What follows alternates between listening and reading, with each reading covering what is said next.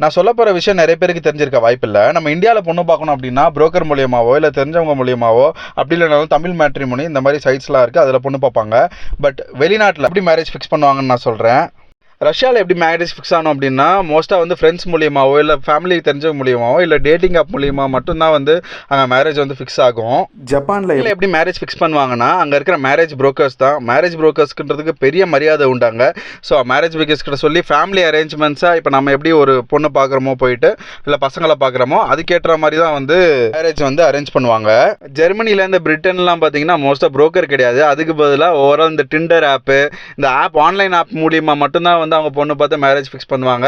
30 வயசுக்கு மேலே இருந்தால் மட்டும்தான் அந்த புரோக்கரை வந்து யூஸ் பண்ணுவாங்களா. ஏன்னா கல்யாணம் நடக்காதுன்னு சொல்லிட்டு 30 வயசுக்கு மேலே தான் வந்து புரோக்கரை வந்து தேடுவாங்க அப்படின்ற மாதிரி சொல்கிறாங்க. அமெரிக்காவை பொறுத்த வரைக்கும் கிட்டத்தட்ட புரோக்கரேஜ் காசுன்றது ரொம்ப காஸ்ட்லியாக, கிட்டத்தட்ட 2 லட்ச ரூபாலேருந்து 8 லட்ச ரூபா வரைக்கும் ஆகுமா. அதனாலே வந்து 90% ஆஃப் மக்கள் வந்து இந்த ஆன்லைன் டேட்டிங் ஆப்லேயே வந்து பார்த்து பேசிட்டு மேரேஜ் பண்ணிப்பாங்களாம். ஆப்பிரிக்காவை பொறுத்த வரைக்கும் ஜாதி மதம் ஏற்ற மாதிரி தான் வந்து அவங்க பொண்ணுங்களை வந்து தேர்ந்தெடுப்பாங்களா. மோஸ்ட்டாக ஃபேமிலி தான் வந்து இன்வால்வ் ஆகுமா.